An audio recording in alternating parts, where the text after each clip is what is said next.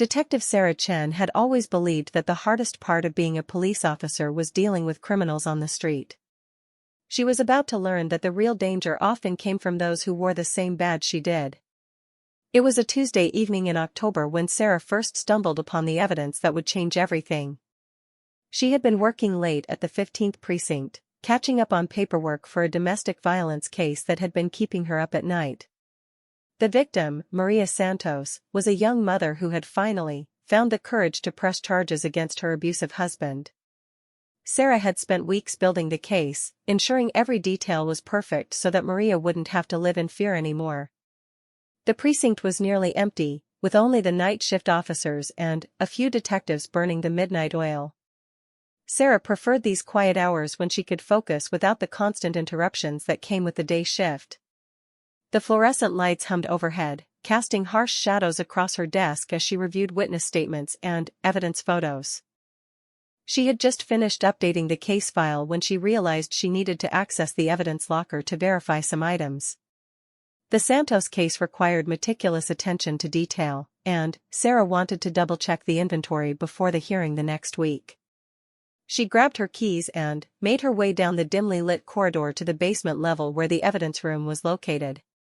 The evidence room was Sarah's responsibility this month, a rotation that all detectives shared to maintain accountability and prevent any single person from having too much access. She had taken this duty seriously, implementing a new digital tracking system that logged every entry and exit with precise timestamps. It was this attention to detail that would prove crucial in the coming days. As Sarah entered the evidence room, she immediately noticed something was wrong. Several boxes that should have been sealed were open, their contents scattered across a metal table. At first, she assumed someone had been conducting an authorized review, but, as she looked closer, her stomach began to churn. These weren't just any evidence boxes, they contained drugs, cash, and weapons from some of the precinct's most significant arrests over the past 6 months. Sarah's training kicked in immediately. She knew better than to disturb a potential crime scene, but she also couldn't ignore what she was seeing. Using her phone, she began taking pictures, documenting the disarray and noting which cases were involved. The pattern that emerged made her blood run cold. Every case represented in the scattered evidence had one thing in common: they had all been handled by Detective Lieutenant Marcus Webb, her supervisor and a 20-year veteran of the force. Webb was respected throughout the precinct, known for his high arrest rates and his mentorship of younger officers. He had been Sarah's training officer when she first made detective, teaching her the ropes and helping her navigate the complex politics of police work. But, as Sarah examined the evidence more carefully, she began to see signs of tampering that couldn't be explained by legitimate police work. Drug bags that should have contained cocaine appeared to have been cut open and resealed. Bundles of cash that should have been wrapped in evidence tape were loose and miscounted. Serial numbers on confiscated weapons had been filed down or altered. The implications were staggering. If Webb was manipulating evidence, it meant that dozens of cases could be compromised. Criminals might walk free while innocent people remained in danger. The entire justice system depended on the integrity of evidence, and someone was systematically undermining it from within. Sarah felt a mixture of disbelief and nausea as she continued documenting what she found. This wasn't just about corruption, it was about betrayal of the most fundamental kind. Every officer took an oath to protect and serve, to uphold the law regardless of personal cost. Webb had been her mentor, someone she looked up to and trusted implicitly. As she photographed the last of the tampered evidence, Sarah heard footsteps echoing in the corridor outside. Her heart rate spiked as she quickly pocketed her phone and tried to look busy with legitimate work.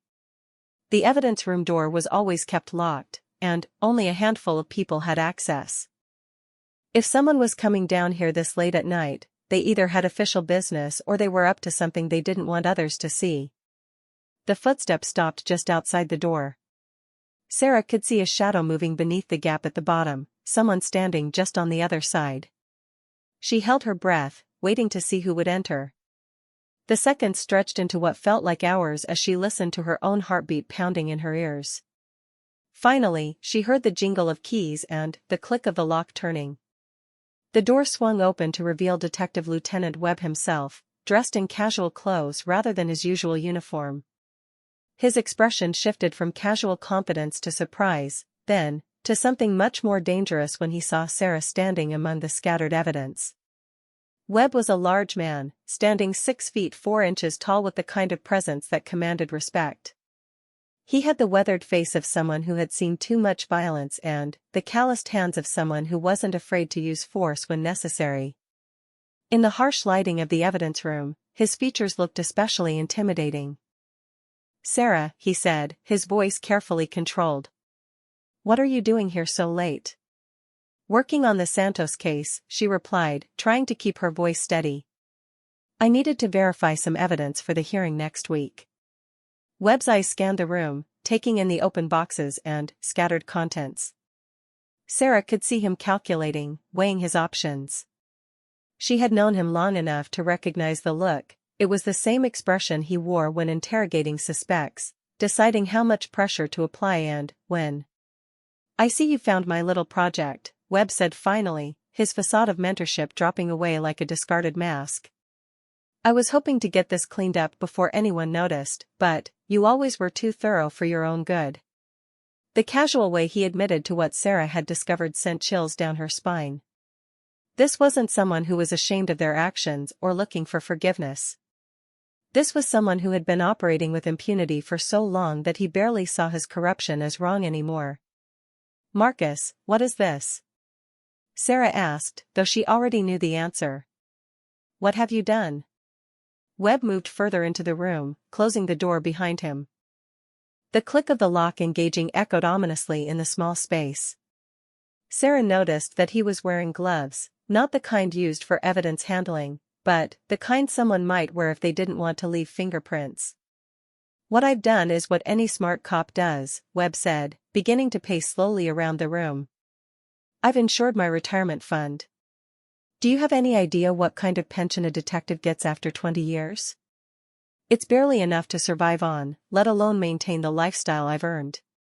As Webb spoke, Sarah's mind raced through the implications. He wasn't just skimming a little cash from drug busts, he was systematically looting evidence from major cases. The drugs could be resold on the street, the weapons could be trafficked to criminals, and the cash could be pocketed directly. It was a comprehensive corruption scheme that would have netted him hundreds of thousands of dollars over the years. "You're talking about evidence tampering, theft, and God knows what else," Sarah said, trying to appeal to whatever remained of the man who had once been her mentor. "People's lives depend on this evidence. Victims who are counting on justice." Webb stopped pacing and turned to face her directly. The look in his eyes was cold and calculating, devoid of the warmth she had once seen there. This was no longer the man who had taught her how to write proper reports and navigate departmental politics. This was someone who saw her as a threat to be eliminated. "Lives?" Webb laughed, but there was no humor in it. "You mean like the life of that drug dealer whose cocaine I've been selling? Or the gang member whose gun I traded for information? These aren't innocent victims, Sarah. These are predators who prey on decent people." "That's not for you to decide," Sarah replied firmly. "We don't get to play judge and jury. We follow the law." "The law," Webb repeated mockingly. "The same law that lets criminals walk free on technicalities? The same law that protects the rights of murderers and rapists while their victims suffer? I've been doing this job long enough to know that sometimes you have to work outside the system to get real justice." Sarah realized that Webb had crossed a line long ago, and there was no reasoning with him. His corruption had been justified in his mind by years of frustration with a legal system he saw as broken. He had appointed himself as the final arbiter of justice, deciding which laws applied and which could be ignored. But Sarah also realized something else: Webb couldn't let her leave with what she had discovered. She was now a witness to his crimes, someone who could bring his entire operation crashing down. The way he was positioning himself between her and the door, the careful way he was speaking, the gloves he was wearing, all of it pointed to one terrifying conclusion. Webb reached into his jacket and Sarah's training immediately kicked in. She recognized the motion, had seen it countless times in training scenarios and real-world situations. He was going for his weapon, the service pistol that every detective carried.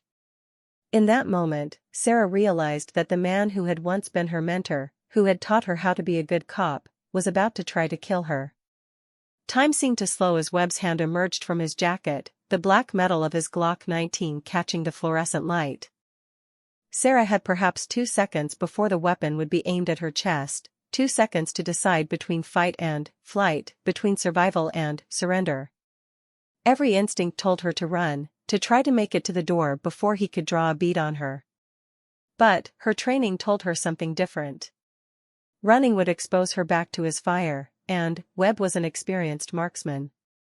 If she was going to survive the next few minutes, she would need to do something he wouldn't expect. Sarah had spent hundreds of hours in defensive tactics training, learning how to disarm suspects and defend herself in close-quarters situations. She had always been smaller than most of the men she worked with, which meant she had to be faster and smarter. Her instructors had drilled into her the importance of controlling the weapon rather than the person, of moving inside an attacker's reach rather than away from it. As Webb's pistol cleared his jacket, Sarah made her decision. Instead of backing away, she lunged forward, closing the distance between them in a move that would either save her life or end it. The next few seconds would determine whether her training was enough to overcome 20 years of Webb's experience and desperation. The evidence room that had seemed spacious moments before suddenly felt impossibly small as two people who had once trusted each other prepared for a confrontation that only one of them would walk away from. Sarah's world had collapsed in the span of a few minutes, transforming from the routine paperwork of police work to a life-or-death struggle with someone she had once considered family. Everything she had believed about justice, about the thin blue line that supposedly bound officers together in common cause, crumbled as she faced the barrel of a gun held by someone who wore the same badge she did. In that moment, Sarah understood that the most dangerous criminals weren't always the ones on the street. Sometimes they were the ones who sat behind the same desks, who shared the same locker rooms, who took the same oath to protect and serve. The real test of her character was about to begin, and Sarah Chen was ready to fight for more than just her life. She was fighting for the integrity of everything she had sworn to uphold, for the victims who deserved justice, and for the belief that good could triumph over evil even when the lines between them had been deliberately blurred.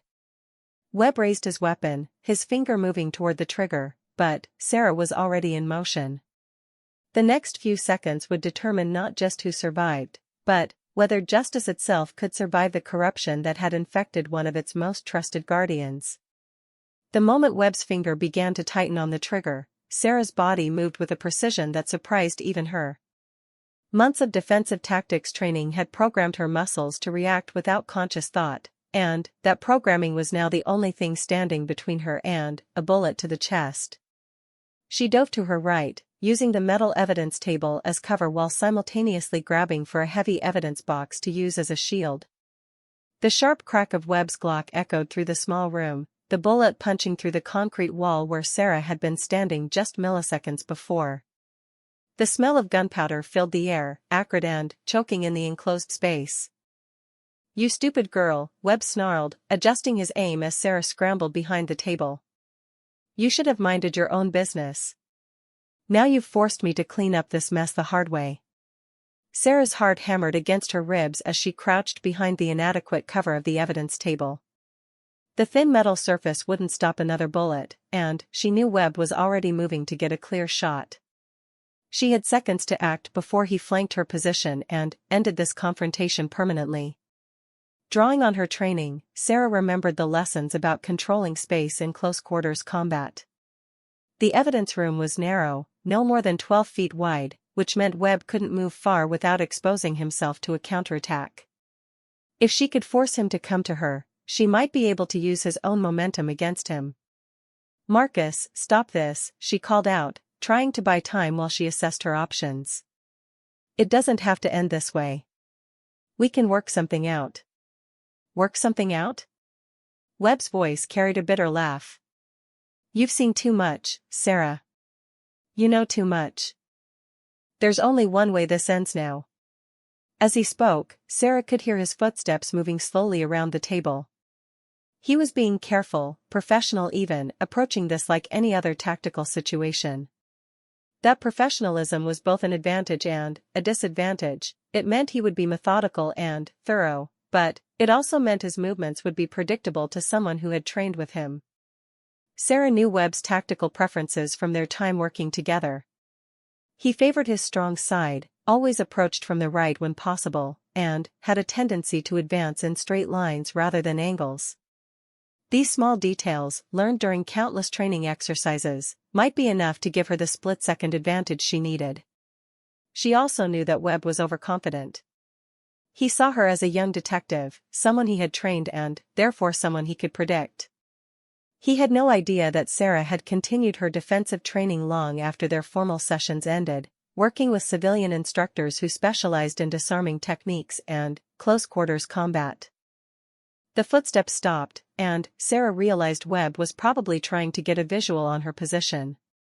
The evidence room had a large mirror mounted on one wall, used for evidence photography, and he might be using it to track her movements. She needed to move before he gained that advantage. Taking a deep breath, Sarah exploded from her hiding position, not away from Webb but directly toward him. The move violated every instinct for self-preservation, but it was exactly what her instructors had drilled into her. When facing an armed opponent, the safest place was often the last place they expected you to be. Webb's eyes widened in surprise as Sarah appeared in his peripheral vision, moving faster than he had anticipated. His weapon was aimed where he expected her to emerge from cover, not where she actually appeared. He began to pivot, trying to bring the gun to bear on her new position, but Sarah was already inside his reach. Her left hand shot out, grabbing Webb's right wrist and controlling the weapon. At the same time, her right elbow drove upward toward his solar plexus, a strike designed to disrupt his breathing and weaken his grip. The techniques flowed together seamlessly, muscle memory taking over where conscious thought would have been too slow. Webb grunted in pain as Sarah's elbow found its target, but his grip on the weapon remained strong. He was bigger and stronger than her, with 20 years of experience in physical confrontations. What he lacked was the element of surprise, which Sarah had already used to her advantage. "Let go of the gun, Marcus," Sarah said through gritted teeth, maintaining her grip on his wrist while trying to force the weapon away from both of them. "This doesn't have to get worse." Instead of responding with words, Webb brought his left hand around in a powerful backhand aimed at Sarah's head. She saw the strike coming and ducked under it, using Webb's own momentum to help her execute a hip throw that sent both of them crashing to the floor. They hit the concrete hard, Webb's greater weight giving him an advantage as they rolled for control of the weapon. Sarah could feel the cold metal of the Glock pressing against her ribs as they struggled, the trigger guard digging into her stomach. One wrong move, one slip of a finger, and the weapon could discharge with lethal consequences. Webb was breathing heavily now, his face red with exertion and anger. "You little bitch," he gasped, trying to use his weight to pin Sarah down. "You have no idea what you're messing with. This goes way beyond just me." Those words sent a chill through Sarah even as she fought to maintain control of the weapon. If Webb was part of a larger conspiracy, if other officers were involved in the evidence tampering, then she was facing more than just one corrupt cop. She was potentially up against an entire network of criminals who wore badges. But that revelation would have to wait. Right now, her entire world had narrowed down to the few inches between her and the gun that could end her life. Webb was trying to rotate the weapon toward her chest, using his superior strength to slowly overcome her grip. She could feel her muscles beginning to tire, and she knew that unless she acted quickly, he would eventually overpower her. Drawing on techniques she had learned in Brazilian jiu-jitsu classes, Sarah shifted her weight and trapped Webb's right arm between her legs, using her entire body to control the limb rather than just her hands. This freed up her hands to strike at vulnerable points, his eyes, his throat, the nerve clusters in his neck. Her fingers found the pressure point just below Webb's ear, pressing hard into the nerve cluster that controlled balance and coordination. The technique was designed to disorient rather than cause permanent damage, but it was effective. Webb's grip on the weapon loosened momentarily as his nervous system tried to cope with the unexpected input. That moment was all Sarah needed. She twisted her body, using the leverage from her leg control to rotate Webb's arm in a direction it wasn't designed to go. The human wrist can only bend so far before pain becomes overwhelming, and Sarah was applying that principle with clinical precision. Webb cried out in pain and his grip on the Glock finally failed. The weapon clattered across the floor, coming to rest against a file cabinet several feet away. Both combatants looked toward it, but Sarah was in a better position to move. She rolled away from Webb and lunged for the gun, her fingers closing around the grip just as Webb grabbed her ankle. "You're not walking out of here alive," Webb snarled, trying to drag Sarah back toward him. "Too many people are depending on this operation. Too much money is at stake." Sarah twisted around, the gun now firmly in her hands but pointed at the ceiling. She could end this confrontation right now with a single shot, claim self-defense, and let the investigation sort out the details later. Webb was a clear and present danger, someone who had already tried to kill her and would likely try again if given the chance. But taking a life, even in self-defense, was not something Sarah could do lightly. She had drawn her weapon in the line of duty before but had never had to fire it at another person. The weight of that decision, even when justified, was something she wasn't sure she was prepared to carry. Instead, she pointed the weapon at Webb's center mass, adopting the proper two-handed grip she had practiced thousands of times on the shooting range. Her voice, when she spoke, was steady and authoritative despite the adrenaline coursing through her system. "Don't move, Marcus. It's over. Put your hands where I can see them and don't make any sudden movements." Webb stared at the barrel of his own gun, now pointed at him by someone he had trained. The irony wasn't lost on either of them. For a moment, he seemed to deflate, the fight going out of him as he realized his position was hopeless. "You think you've won something here?" he asked, slowly raising his hands. "You think you're some kind of hero?" "I think I'm a cop doing her job," Sarah replied. "Something you seem to have forgotten how to do." Webb laughed, but there was no humor in it. "A cop doing her job. Do you know how naive you sound? This whole system is corrupt, Sarah. The judges, the prosecutors, the administration, they're all on the take in one way or another. I just decided to get my piece of the pie." "That's not true," Sarah said, though even as she spoke, she wondered how much of what Webb was saying might be accurate. "There are good people in this system. People who believe in justice." "Justice?" Webb spat. "I've seen your justice, Sarah. I've watched murderers walk free because their lawyer found a technicality. I've seen rapists get probation while their victims live in fear for the rest of their lives.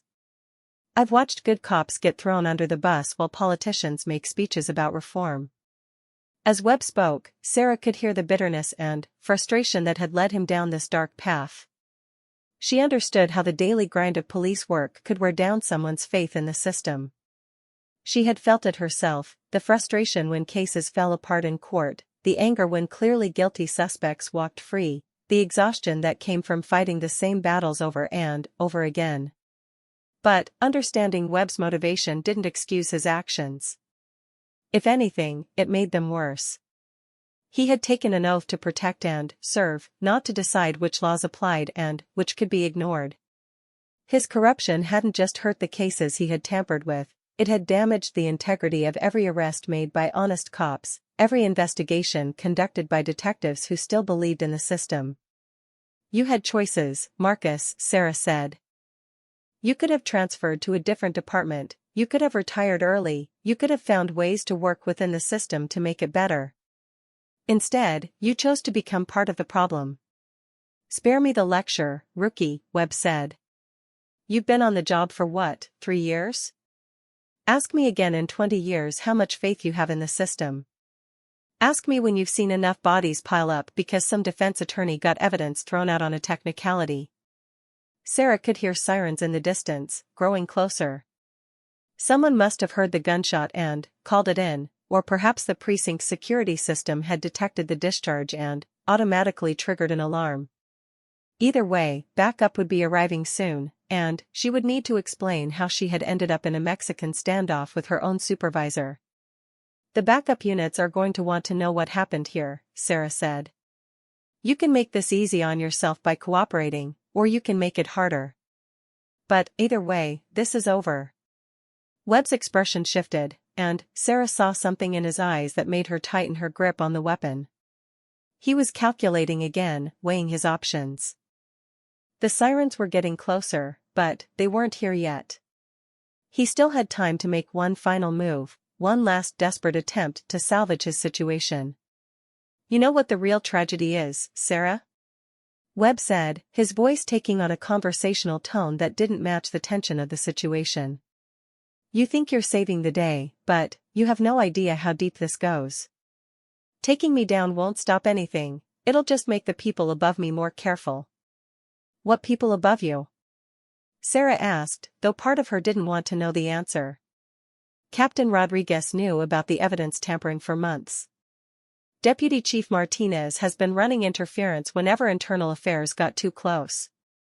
Even some of the prosecutors downtown are in on it. Do you think all those cases got dismissed by accident? Each name Webb mentioned hit Sarah like a physical blow. These were people she respected, people she had looked up to as examples of what good police work should look like. If Webb was telling the truth, then the corruption went far beyond a single rogue detective skimming money from drug busts. "You're lying," Sarah said, though her voice carried less certainty than before. "Am I? Check Rodriguez's bank records, see how he afforded that new boat on a captain's salary. Look into Martinez's gambling debts and how they magically disappeared last year. Follow the money, Sarah, and see where it leads." The sirens were very close now, probably turning into the parking lot. Sarah could hear the distinctive sound of multiple units responding, the overlapping wails that indicated a major incident. In a few minutes, the building would be swarming with officers, investigators, and supervisors. Webb seemed to sense that his time was running out.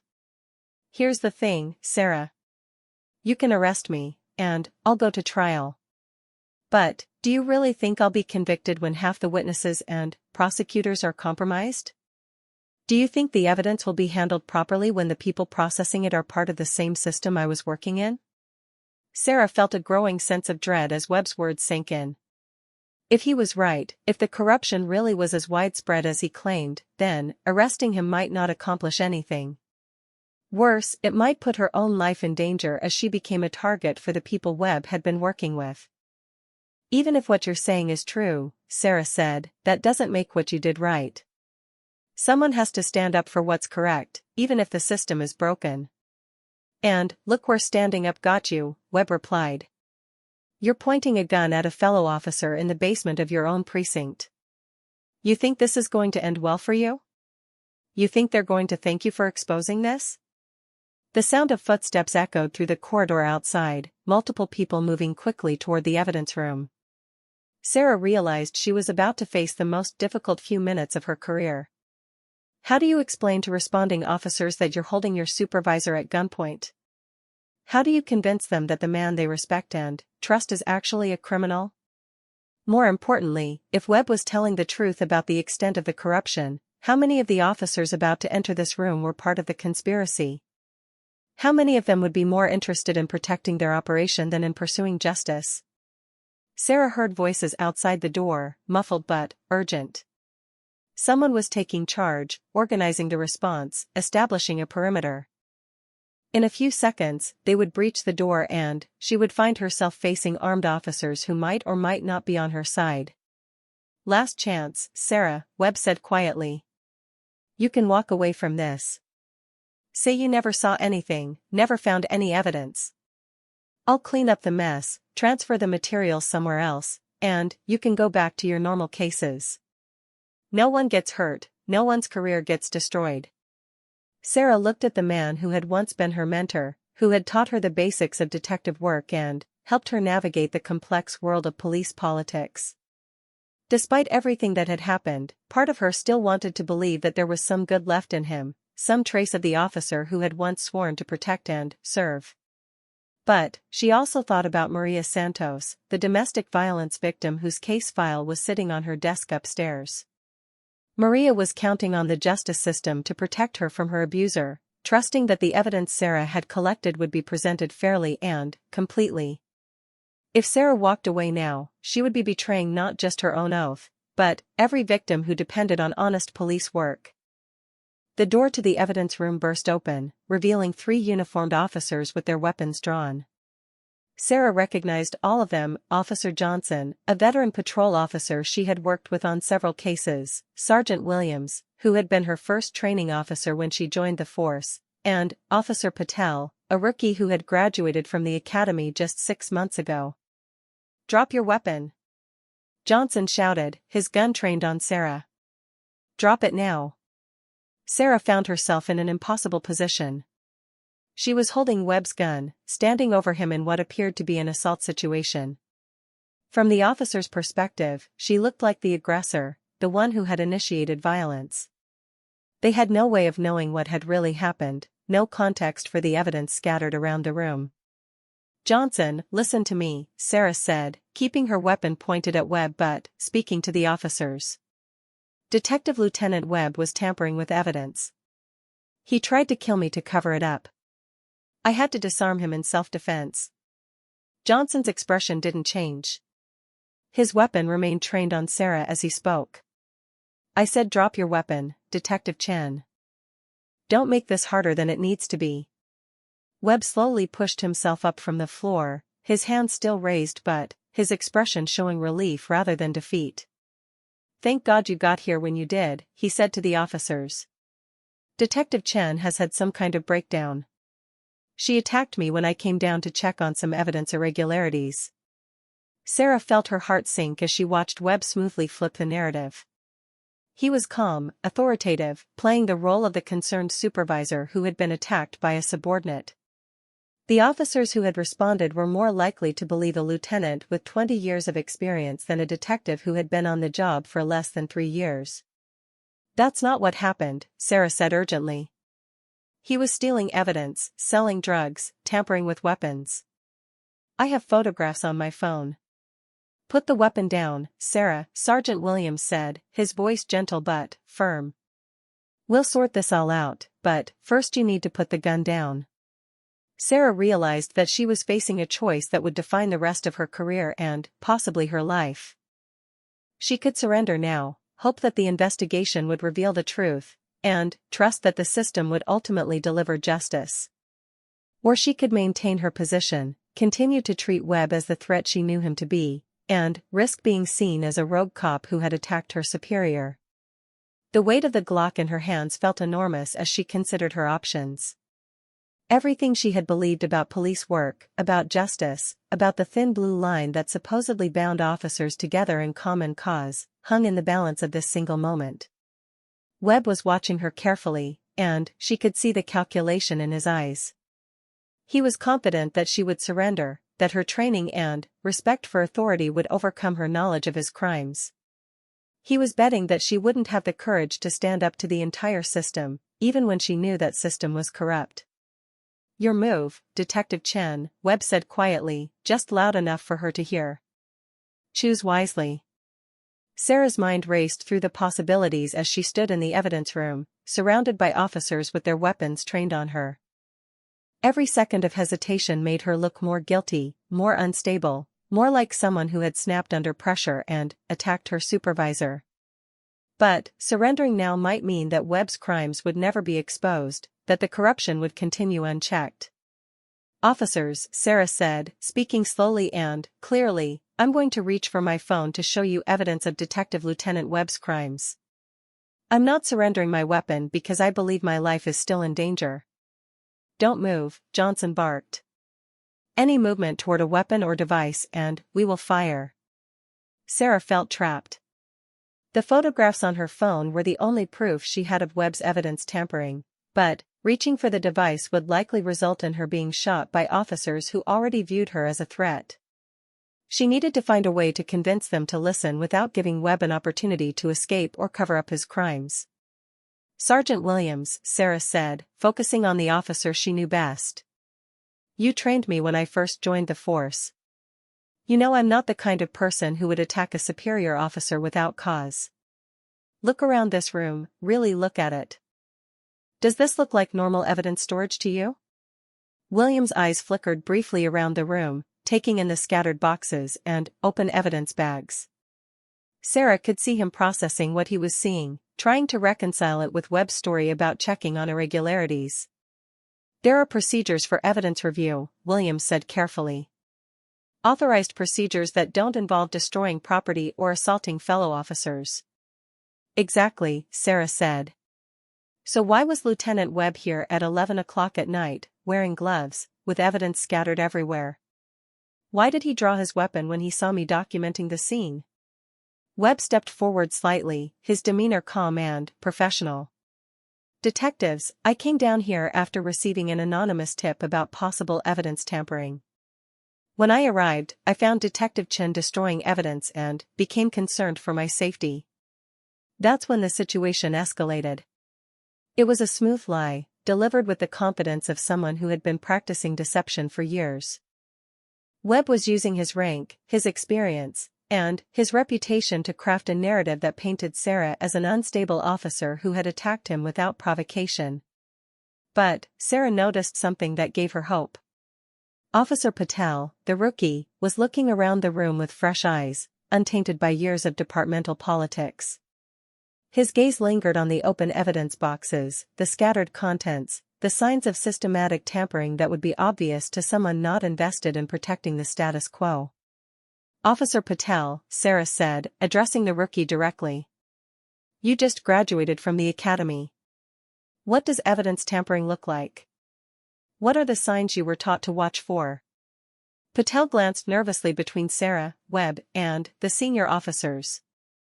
Multiple cases accessed simultaneously, broken chains of custody, altered packaging, missing documentation, he recited from his training.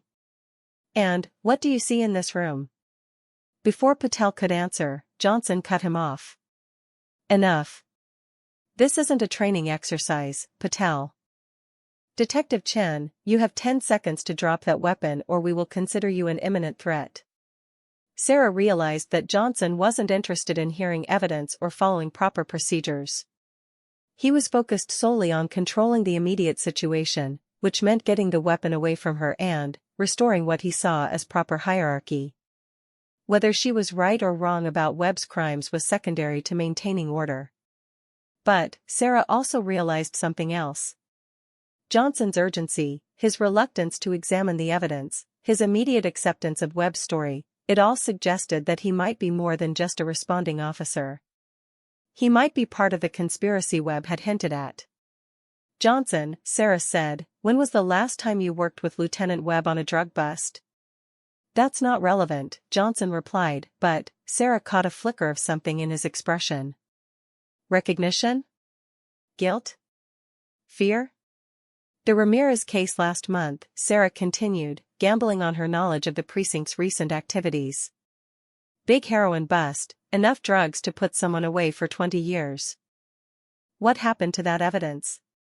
It's in the system, Johnson said quickly, too quickly. Processed according to procedure. Then, you won't mind if we check the inventory right now, Sarah said. Officer Patel, the Ramirez evidence should be in box 247H. Can you see that box from where you're standing? Patel looked around the room, his eyes settling on an evidence box sitting open on the floor, its contents partially scattered. Box 247H is right there, he said. And it's been opened. Sarah felt a surge of vindication, but it was short-lived. Johnson's finger was tightening on his trigger, and she could see that he was running out of patience. If she was right about his involvement in Webb's operation, then he couldn't allow this confrontation to continue. Too many uncomfortable questions were being asked. Last warning, Johnson said. Drop the weapon now. Instead of complying, Sarah made a decision that would either save her life or end it. She slowly began to lower Webb's gun, but, instead of dropping it, she ejected the magazine and cleared the chamber, rendering the weapon safe. This showed that she wasn't intending to use it while still maintaining control of the evidence. "There," she said. "The weapon is safe. Now, Officer Patel, I want you to call Internal Affairs and request an immediate evidence review. Tell them we have a suspected corruption case involving multiple officers." "Don't you dare make that call," Johnson snapped at Patel. "This is a crime scene involving an officer-involved shooting. Protocol requires us to secure the area and call in the shooting team." "There was no officer-involved shooting," Sarah pointed out. "Nobody was shot. This is an evidence tampering investigation, which falls under Internal Affairs jurisdiction." The tension in the room was escalating rapidly. Sarah could see the conflict playing out in Patel's face as he tried to decide which authority to obey. Williams looked uncertain, glancing between Johnson and Sarah as he tried to process the competing narratives. Webb, meanwhile, was slowly positioning himself closer to the door. Sarah noticed his movement and realized that he was planning to escape while the officers were focused on her. If he got out of the room, he could destroy evidence, contact his co-conspirators, and disappear before a proper investigation could begin. "Don't let him leave," Sarah said urgently. "Webb is trying to escape. He needs to be detained for questioning." "Nobody is going anywhere until this situation is resolved," Williams said, finally, taking charge of the scene. "Johnson, maintain your position on Detective Chen. Patel, watch the door. And, Lieutenant Webb, please remain where you are until we can sort this out." Sarah felt a moment of relief as Williams took control. Unlike Johnson, Williams seemed genuinely interested in understanding what had happened rather than simply suppressing the situation. She had worked with him for 3 years and trusted his integrity, even if she wasn't sure about his involvement in any conspiracy. "Sergeant Williams," Sarah said, "I need to show you the photographs on my phone. They document the evidence tampering I discovered. If you'll allow me to access my phone slowly, I can prove what I'm saying." Williams considered this for a moment, then nodded. "Very slowly, Detective Chen. Any sudden movements and this situation gets much worse for everyone." Sarah carefully reached for her phone, keeping her movements deliberate and visible. As she accessed the photo gallery, she began narrating what the images showed: evidence bags that had been cut and resealed, cash bundles that were missing bills, weapons with altered serial numbers. "These photographs were taken before Lieutenant Webb arrived," Sarah explained. "The timestamps will show that the tampering occurred earlier, during his shift rotations." As Williams examined the images on Sarah's phone, his expression grew increasingly grave. The evidence was damning, showing clear signs of systematic corruption over a period of months. Even if he wanted to dismiss Sarah's accusations, the physical evidence was undeniable. "This is serious," Williams said quietly. "If these images are authentic, we're looking at evidence tampering on a massive scale." "They're doctored," Webb said quickly. "Digital images can be manipulated. You can't trust photographs as evidence without proper chain of custody documentation." But Webb's protest sounded desperate now, the confident authority he had projected earlier beginning to crack. Sarah could see that Williams was becoming convinced of her version of events, and that scared Webb more than anything else. "There's more," Sarah said. "Lieutenant Webb told me that the corruption goes higher up the chain. He named specific individuals: Captain Rodriguez, Deputy Chief Martinez, even some prosecutors downtown." Williams' face went pale at the mention of those names. "Sarah, you need to be very careful about making accusations like that. Those are serious allegations against high-ranking officials."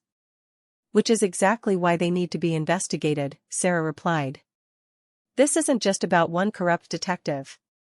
If Webb is telling the truth, this is a conspiracy that reaches the highest levels of the department." Johnson, who had been silent during the examination of the photographs, suddenly spoke up.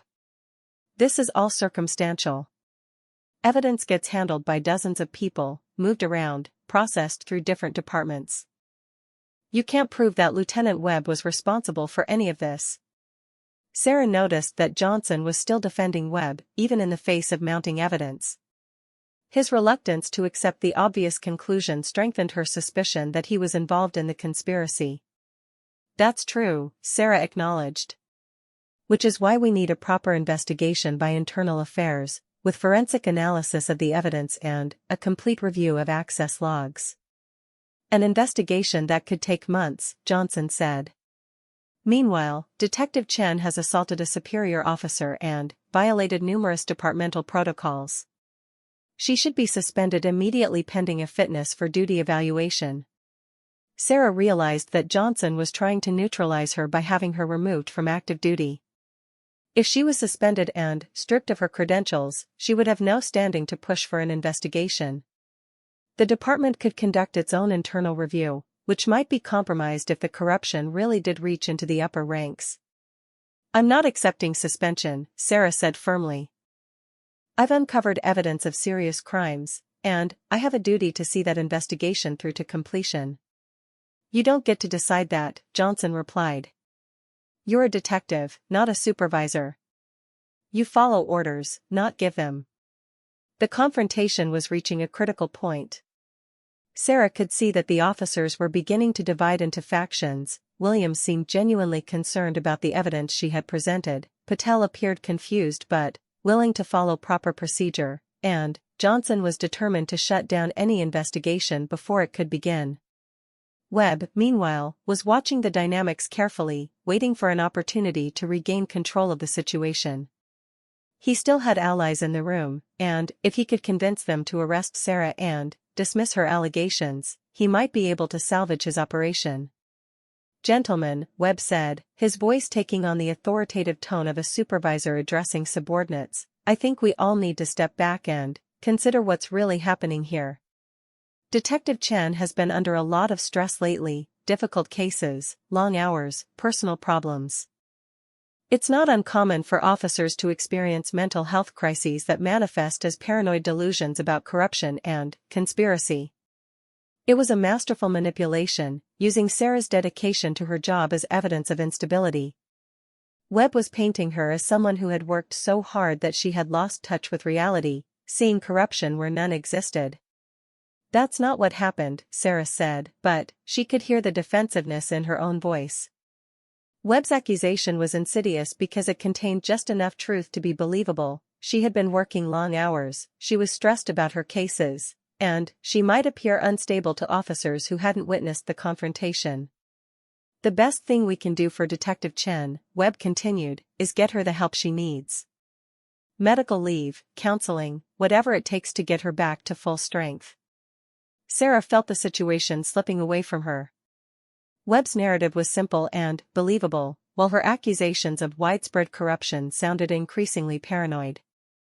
The other officers were already under stress from responding to what they thought was an officer-involved shooting, and they wanted to resolve the situation quickly rather than deal with complex questions about departmental corruption. But then, Officer Patel spoke up, his voice uncertain but determined. "Sergeant Williams, shouldn't we at least secure the evidence scene? Even if Detective Chen is having problems, the irregularities in this room need to be documented." Williams nodded slowly. "Patel's right. Whatever happened between Detective Chen and Lieutenant Webb, we have a responsibility to preserve the integrity of this evidence." Sarah felt a spark of hope. If the evidence could be properly secured and analyzed, it would speak for itself regardless of the competing narratives about her mental state. But Webb wasn't finished. "Of course we'll secure the scene," he said. "But Detective Chen needs to be removed from the situation immediately. Her presence is compromising our ability to conduct a proper investigation." "I'm not leaving," Sarah said. "I'm the discovering officer, and I have a right to remain present during the evidence documentation." "You're also the suspect in an assault case," Johnson pointed out. "You don't have any rights here except to remain silent and contact an attorney." The standoff was reaching a breaking point. Sarah realized that if she was removed from the scene, Webb would have the opportunity to contaminate or destroy evidence, manipulate witness statements, and control the narrative of what had happened. She had to find a way to stay involved in the investigation, even if it meant taking significant personal and professional risks. Looking around the room one more time, Sarah made a decision that would change everything. She turned to Williams, the one officer she believed she could still trust, and made a proposal that surprised everyone present. "Sergeant Williams, I'm willing to submit to any medical or psychological evaluation you think necessary. I'll accept suspension, investigation, whatever protocols you want to follow. But, in exchange, I want you to personally oversee the evidence documentation in this room. Not Johnson, not Lieutenant Webb, you. Will you do that?" Williams looked surprised by the offer. Sarah was essentially surrendering her position while asking for a guarantee that the evidence would be handled properly. It was a compromise that acknowledged the seriousness of her situation while still protecting the investigation. "I can accept those terms," Williams said after a moment of consideration. "But, Detective Chen, you need to understand that this investigation may not go the way you expect. If the evidence doesn't support your allegations, you could face serious consequences." "I understand," Sarah replied. "I'm willing to accept those consequences if it means the truth comes out." Webb's expression darkened as he realized that Sarah's compromise might actually work. Williams was an honest cop with a reputation for thoroughness, and, if he conducted a proper evidence review, Webb's crimes would be exposed. "This is highly irregular," Webb protested. "Sergeant Williams doesn't have the authority to make deals with suspects. This needs to go through proper channels." "What proper channels?" Sarah asked. "The same channels that allowed this corruption to continue for months. The same supervisors who might be involved in the conspiracy?" The question hung in the air as everyone in the room considered the implications.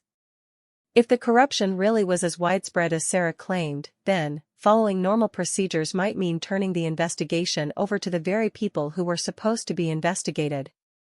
Williams made his decision. "I'm taking personal responsibility for this evidence scene.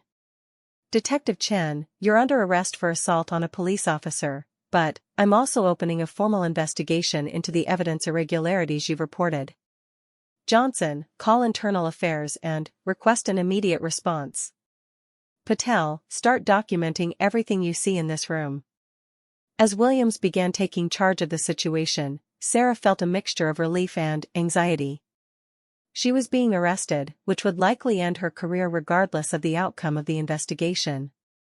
But, she had also succeeded in ensuring that the evidence of Webb's corruption would be properly examined. The next few hours would determine whether her sacrifice had been worth it, whether the system she had sworn to serve was capable of policing itself, and whether justice could prevail even when those sworn to uphold it had become the very criminals they were supposed to catch. Webb was handcuffed and led away by officers from Internal Affairs, his face a mask of controlled fury. As he passed Sarah, he leaned close enough to whisper a final threat. "This isn't over," he said quietly. "You have no idea how many enemies you've just made." Sarah met his gaze steadily, her resolve stronger than ever. "Then, I guess we'll see who's left standing when the dust settles." The confrontation in the evidence room was over, but the real battle for the integrity of the justice system was just beginning. Sarah had taken her stand, risked everything for the truth, and now she would have to live with the consequences of that choice. 3 days after the confrontation in the evidence room, Sarah sat in an interrogation room she had used countless times before, but now she was on the wrong side of the table. Internal Affairs Detective Rebecca Martinez, no relation to the deputy chief that Webb had mentioned, sat across from her with a thick file and a digital recorder. Sarah had been suspended without pay pending the investigation, her weapon and badge confiscated, her access to departmental facilities revoked. She was allowed to remain free on her own recognizance, but the assault charges against Webb hung over her like a sword. If the investigation didn't support her allegations of corruption, she would face criminal prosecution and the end of her career. "Let's go through this one more time," Detective Martinez said, her voice professionally neutral. "You claim that you discovered evidence tampering in the evidence room and that Lieutenant Webb attempted to kill you to cover it up." "That's correct," Sarah replied. She had told the same story dozens of times over the past 3 days, to Internal Affairs, to the district attorney's office, to her own attorney. Each time, she provided the same consistent account of what had happened. And you maintain that Lieutenant Webb named specific individuals as being part of a wider corruption conspiracy. Captain Rodriguez, Deputy Chief Martinez, and unnamed prosecutors downtown, Sarah confirmed. He claimed they had been protecting his operation for months. Detective Martinez made a note in her file. We've conducted preliminary interviews with all the individuals you've named. Captain Rodriguez has been cooperative and has provided documentation of his financial records. Deputy Chief Martinez has similarly provided access to his bank accounts and credit reports. We found no evidence of unexplained income or suspicious transactions. Sarah felt a sinking feeling in her stomach. If Webb's accusations about the other officials were false, it would undermine her credibility and make her own allegations seem less believable. But she also knew that sophisticated criminals rarely left obvious paper trails. Have you examined the evidence I photographed? Sarah asked. Have you conducted forensic analysis of the tampered materials? Martinez nodded. We have. The forensic team has found clear evidence of tampering in multiple cases spanning the past 18 months. Evidence bags were cut and resealed, cash amounts were altered, and several weapons had their serial numbers filed down or altered. Sarah felt a wave of relief. At least the physical evidence supported her story, even if the broader conspiracy remained unproven. However, Martinez continued, we've been unable to definitively link Lieutenant Webb to the tampering. The evidence room was accessed by multiple officers during the relevant time periods, and the security camera system had several blind spots that would have allowed someone to work unobserved. What about the access logs? Sarah asked. Surely they show when Webb was in the evidence room. They do, but they also show when 14 other officers accessed the room during the same time period. Webb's access pattern isn't significantly different from other detectives who were working active cases. Sarah realized that Webb had been more careful than she had initially thought. He had timed his activities to coincide with legitimate police business, making it difficult to distinguish between authorized and unauthorized access. It was a sophisticated operation that showed careful planning and attention to detail. What about his attempted murder of me? Sarah asked. I was there. I saw him draw his weapon and fire at me. Martinez consulted her notes. That's where things get complicated. We found one bullet hole in the evidence room wall, consistent with your account. However, Lieutenant Webb claims that you attacked him first and that he fired in self-defense. That's a lie, Sarah said firmly. He had his weapon drawn before I made any move toward him. The problem is that there were no independent witnesses to the initial confrontation, Martinez explained. It becomes a matter of your word against his, and Lieutenant Webb has 20 years of exemplary service while you've been on the force for less than 3 years. Sarah felt the weight of the system working against her. Webb's experience and reputation were being used as evidence of his credibility, while her relative inexperience made her seem less reliable. It was exactly the kind of institutional bias that allowed corruption to flourish unchecked. There's something else, Martinez said, her expression becoming more serious. We've discovered some irregularities in your own case files. Missing evidence documentation, incomplete chain of custody forms, unauthorized access to restricted databases. Sarah's blood ran cold. What kind of irregularities? The Santos domestic violence case you were working on, several key pieces of evidence are missing from the file. The victim's initial statement, photographs of her injuries, the defendant's written confession. All gone. That's impossible, Sarah said. I documented everything properly. Those files were complete when I last reviewed them. But even as she spoke, Sarah realized what was happening. Someone was sabotaging her cases, removing evidence and documentation to make her appear incompetent or corrupt. It was a sophisticated retaliation designed to discredit her before she could expose the broader conspiracy. Who had access to those files? Sarah asked. That's what we're trying to determine, Martinez replied. The digital logs show multiple accesses from various workstations, but some of the activity occurred during off hours when the building's security system was in maintenance mode. Sarah understood the implications. Someone with administrative access to the computer systems was systematically undermining her cases. It might be Webb working from jail, or it might be his allies still within the department. "Detective Martinez," Sarah said, "I think I'm being set up. Someone is manipulating my case files to make me look corrupt and discredit my allegations against Webb." "That's a serious accusation," Martinez replied. "Do you have any evidence to support it?" Sarah realized she was trapped in a perfect catch-22. The evidence that would prove her innocence was being destroyed by the same people she was trying to expose. Meanwhile, the missing documentation made her appear guilty of the same crimes she was accusing Webb of committing. "I need to examine my computer workstation," Sarah said. "If someone has been accessing my files remotely, there might be digital forensic evidence of unauthorized access."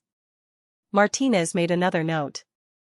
"We can arrange for a computer forensics expert to examine your workstation. However, if we find evidence that you've been manipulating files yourself, it will severely damage your credibility." "I'm willing to take that risk," Sarah replied. "I have nothing to hide." But, as she spoke those words, Sarah wondered if she was being naive. If the corruption really was as widespread as Webb had claimed, then, the very people conducting the investigation might be compromised.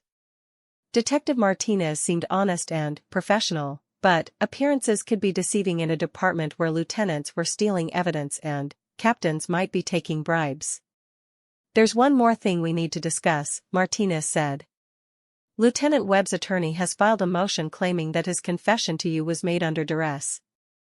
He's arguing that anything he said during your confrontation should be inadmissible as evidence." Sarah felt her heart sink.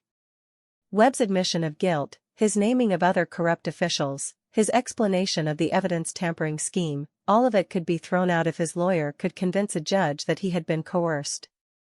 "He wasn't under duress," Sarah protested. "He was bragging about his crimes, explaining how clever he'd been. He thought he was going to kill me, so he didn't care what he said." "Unfortunately, the circumstances of the confrontation work against you," Martinez explained. "Webb was held at gunpoint, injured from your physical altercation, and facing the threat of immediate arrest. A defense attorney could easily argue that he would have said anything to de-escalate the situation." Sarah realized that Webb's legal strategy was as sophisticated as his criminal operation had been. Even from jail, he was working to undermine the investigation, using the very laws he had sworn to uphold as weapons against the officer who had exposed him. "What about the other officers who responded to the scene?" Sarah asked. "Surely they can testify about what they observed." "Officer Johnson supports Lieutenant Webb's version of events," Martinez said. "He claims that when he arrived, you were standing over Webb with a weapon, and that Webb appeared to be the victim of an unprovoked attack." Sarah wasn't surprised by Johnson's testimony. If he was part of Webb's conspiracy, he would naturally support his partner's version of events. But it was still frustrating to hear her own colleagues testifying against her. "What about Sergeant Williams and Officer Patel?" "Sergeant Williams has provided a more balanced account," Martinez admitted. "He acknowledges that the evidence seen showed clear signs of tampering and that your behavior seemed consistent with someone who had discovered a crime rather than someone who was committing one. Officer Patel has corroborated Williams' assessment." Sarah felt a glimmer of hope. If Williams and Patel were willing to testify truthfully about what they had observed, it might be enough to establish reasonable doubt about Webb's version of events. "There's going to be a departmental hearing next week," Martinez continued. "You'll have the opportunity to present your side of the story to a panel of senior officers. However, you should be aware that the panel will include Captain Rodriguez and Deputy Chief Martinez." "The same people Webb named as being part of the conspiracy?" Sarah asked incredulously. "The same people who have been cleared of any wrongdoing by our preliminary investigation," Martinez corrected. "Until we have evidence of their involvement in criminal activity, they remain in their positions and retain their authority to participate in departmental proceedings." Sarah realized that the system was rigged against her from the start. The very people she was accusing of corruption would be sitting in judgment of her allegations. It was like asking suspected criminals to investigate themselves. "This is insane," Sarah said. "How can you expect a fair hearing when the panel includes people who might be involved in the conspiracy I'm trying to expose?" "Because we follow procedures," Martinez replied firmly. "We don't make exceptions based on unsubstantiated allegations, no matter how serious they might be." Sarah understood that Detective Martinez was trying to maintain objectivity and follow proper protocols, but those same protocols were being used to protect the corrupt officials from accountability.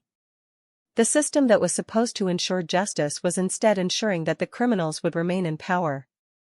"Detective Martinez," Sarah said, "what would it take to convince you that the corruption goes deeper than just Lieutenant Webb? What evidence would you need to see to believe that this conspiracy reaches the upper levels of the department?" Martinez considered the question carefully. "Direct evidence. Financial records showing unexplained income. Communications between the suspects discussing criminal activity. Testimony from credible witnesses who can provide specific details about the conspiracy.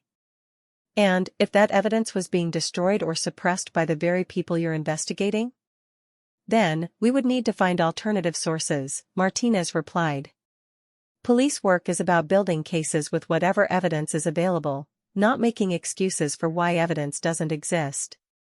Sarah appreciated Martinez's professionalism, but she also realized that the detective was constrained by the same institutional limitations that allowed corruption to flourish.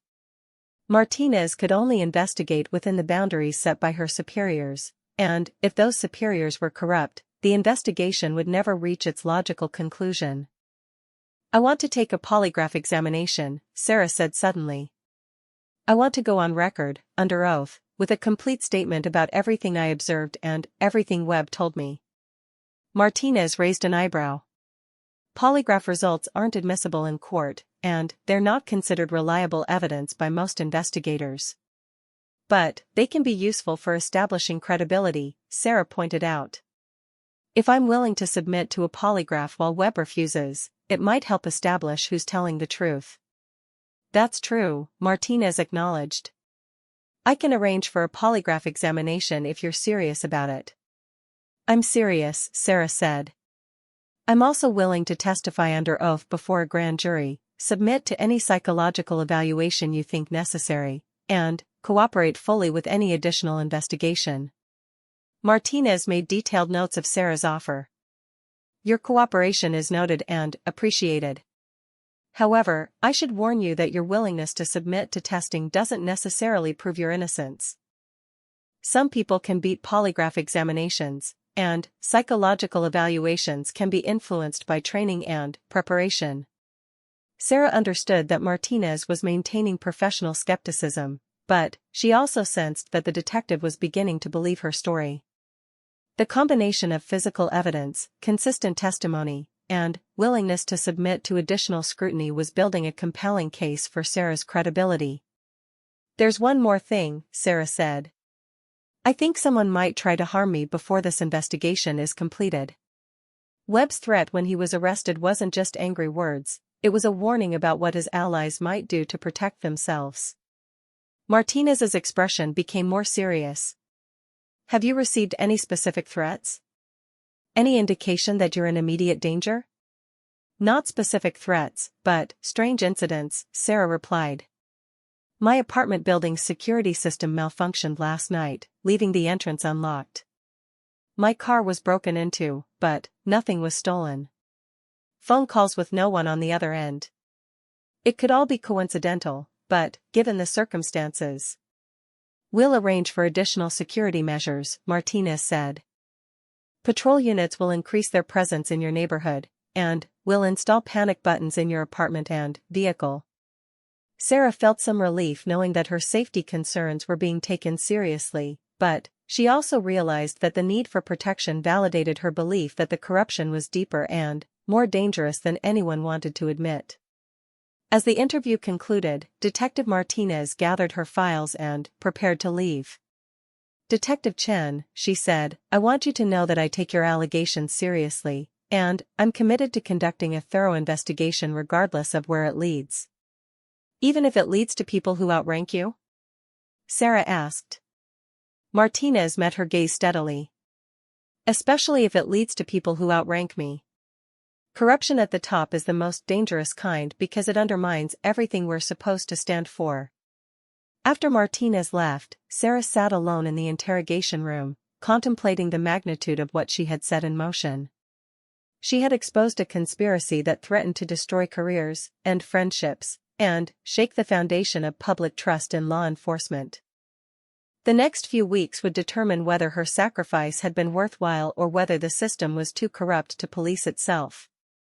Outside the window, she could see the city she had sworn to protect, full of people who trusted that their police officers were honest and their justice system was fair. They had no idea that some of the people they trusted to keep them safe were the very criminals they needed protection from. Sarah made a silent promise to those unsuspecting citizens. No matter what happened to her career, no matter what personal cost she had to pay, she would see this investigation through to its conclusion. The truth would come out, justice would be served, and the system would be cleaned up, or she would die trying. The stakes couldn't be higher, and the opposition couldn't be more dangerous. But Sarah Chen had chosen her side, and she was prepared to fight for it with everything she had. The real battle was just beginning. 6 months after the confrontation in the evidence room, Sarah stood outside the federal courthouse, watching as Detective Lieutenant Marcus Webb was led away in handcuffs. The jury had deliberated for only 4 hours before returning guilty verdicts on all counts: evidence tampering, theft of government property, conspiracy, attempted murder, and racketeering. The investigation that had begun with Sarah's discovery of tampered evidence had grown into a massive federal case involving multiple law enforcement agencies. What started as one corrupt detective had ultimately exposed a network of criminal activity that reached into the highest levels of city government. Sarah's decision to stand her ground that night in the evidence room had triggered a chain of events that nobody could have predicted. The FBI had taken over the investigation after Detective Martinez's preliminary findings suggested federal crimes, and their resources had uncovered a conspiracy far more extensive than even Webb had admitted. The polygraph examination that Sarah had insisted on taking had been a turning point. While the results weren't admissible in court, they had convinced Detective Martinez to recommend federal involvement.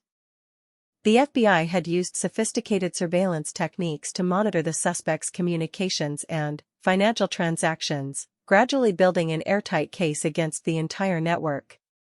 Captain Rodriguez had been the first to break. Faced with financial records showing hundreds of thousands of dollars in unexplained deposits, he had agreed to cooperate with federal investigators in exchange for a reduced sentence. His testimony had revealed the scope of the corruption and provided the evidence needed to prosecute the other conspirators. Deputy Chief Martinez had been more difficult to crack, but, eventually, recorded phone conversations had captured him discussing the destruction of evidence and the intimidation of witnesses. His arrest had sent shockwaves through the police department and prompted a complete restructuring of oversight procedures.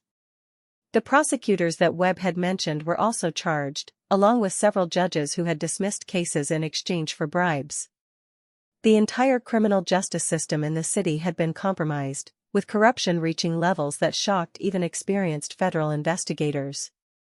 Sarah had testified for 3 days during Webb's trial, recounting every detail of that night in the evidence room.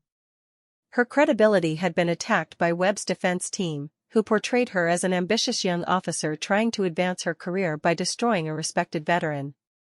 But the physical evidence, the corroborating testimony of other witnesses, and the subsequent federal investigation had validated every aspect of her story. The moment when Webb was finally convicted had been both triumphant and bittersweet for Sarah. She had succeeded in exposing the corruption and ensuring that justice was served, but the cost had been enormous. Her career in law enforcement was effectively over, despite being cleared of all charges against her. The stigma of being the officer who had turned on her own followed Sarah wherever she went within the department. Even though she had been proven right about the corruption, many officers viewed her as a traitor who had broken the code of silence that traditionally protected police from outside scrutiny. Sarah had been offered her job back after the charges against her were dropped, but she had declined. The department that had initially rallied around Webb and dismissed her allegations was not a place where she felt she could continue to serve effectively. Too many bridges had been burned, too many relationships had been damaged. Instead, Sarah had accepted a position with the FBI's Public Corruption Unit, where her experience with police corruption made her valuable in investigating similar cases in other jurisdictions. It was fitting work for someone who had sacrificed her career to expose the truth about institutional corruption. But the personal cost had been significant. Sarah had lost friends, faced death threats, and endured months of professional isolation while the investigation proceeded. Her relationship with her family had been strained by the constant stress and media attention surrounding the case. The apartment she had lived in during the investigation had been broken into twice, and she had been forced to move 3 times before the arrests were made. The security measures that Detective Martinez had arranged had probably saved her life on at least 2 occasions when attempts were made to harm her. Maria Santos, the domestic violence victim whose case had started Sarah working late that fateful night, had thanked her personally for ensuring that the evidence in her case remained intact. Santos' abuser had been convicted and sentenced to prison, and she was now living safely with her children. It was cases like hers that reminded Sarah why she had chosen to fight for justice despite the personal cost. The evidence room where it all began had been completely renovated, with new security systems and procedures designed to prevent future tampering. The digital tracking system that Sarah had implemented had been expanded and was now being used as a model for other police departments across the country. Sergeant Williams, who had taken charge of the scene that night, had been promoted to lieutenant and was now in charge of the department's new internal affairs division. His integrity during the crisis had earned him respect throughout the department and the trust of federal investigators. Officer Patel, the rookie who had been willing to ask difficult questions, had been fast-tracked through the detective program and was now working with the reformed Public Corruption Unit. His fresh perspective and willingness to challenge authority had made him an effective investigator of police misconduct. Johnson, the officer who had supported Webb's version of events, had been charged as an accessory after the fact and sentenced to 5 years in prison. His case had served as a warning to other officers who might be tempted to cover up corruption out of misguided loyalty. The reforms that had been implemented in the wake of the scandal had transformed the police department.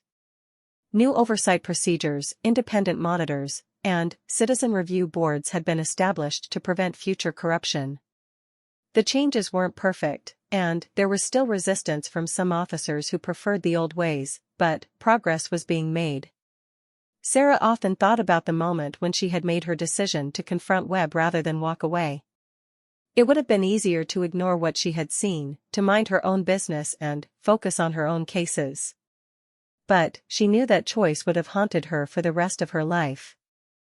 The victims of Webb's in the split second between life and death, when adrenaline floods the system and time seems to slow to a crawl, the human body relies on one thing above all else: muscle memory. What happens when years of disciplined training meet raw, unbridled aggression? What occurs when someone trained to protect becomes the very threat they once swore to defend against? This is the true story of Detective Sarah Chen, a 28-year-old police officer whose world turned upside down in less than 60 seconds.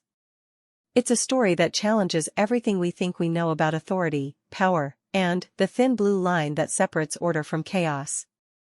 In those crucial moments, when her colleague's weapon was pointed directly at her chest, Sarah had to make a choice that would define not just her career, but her very survival. What you're about to read isn't just another police story. It's a testament to the power of preparation, the corruption that can fester in the most trusted institutions, and the courage it takes to stand up when everything you've been taught tells you to stand down. This is the story of how one woman's training saved her life and exposed a conspiracy that reached the highest levels of her department. The badge was supposed to protect her. Instead, it nearly got her killed.